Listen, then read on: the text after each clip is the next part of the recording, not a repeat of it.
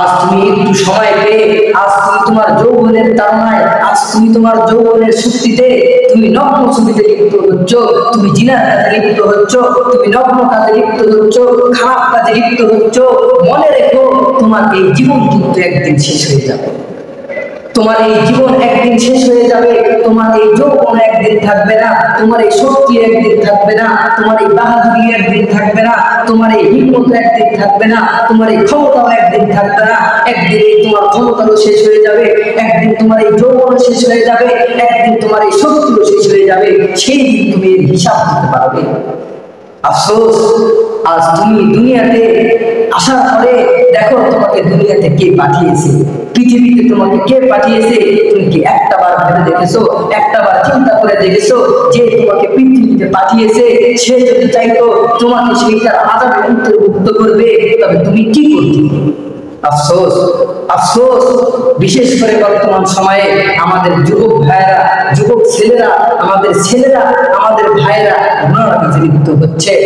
আজ প্রতিটা বিশ্ববিদ্যালয়ের দিকে তাকালে দেখা যায়, প্রতিটা কলেজ ইউনিভার্সিটির দিকে তাকালে দেখা যায়, আমাদের প্রতিটা ছেলেরা, আমাদের প্রতিটা মেয়েরা জিনার সঙ্গে তারা আসক্ত হয়ে যাচ্ছে, তারা গুনার সঙ্গে লিপ্ত হচ্ছে। এই জন্য দেখো আজ আমাদের সমাজে এত আযাব গজব, আজ আমাদের সমাজে এত আযাব গজব। আমরা কেন এত আযাব গজবের মধ্যে লিপ্ত হচ্ছি? এইগুলো তো সব আমাদের হাতের কামাই, এইগুলো তো সব আমাদের কাজের বদলা, এইগুলো তো সব আমাদের কাজের বিনিময়। নবী সাল্লাল্লাহু আলাইহি ওয়াসাল্লাম বলেন, কিয়ামতের দিন সর্বপ্রথম নামাজের হিসাব দেওয়া হবে, আর যখন তার নামাজের হিসাব ঠিক হবে তখন তার সব হিসাব ঠিক হবে। আর যখন তার নামাজের হিসাব ঠিক হবে না, তখন ওই সময় তার কোনো আমলই কাজে আসবে না। দেখেন, নবী সাল্লাল্লাহু আলাইহি ওয়াসাল্লাম বলেন, আউয়ালু মা ইউহাসাবু বিহিল আবদু ইয়াউমাল কিয়ামাতিস সালাত। কিয়ামতের দিন সর্বপ্রথম নামাজের হিসাব দিবেন আমার আল্লাহ রাব্বুল আলামিন।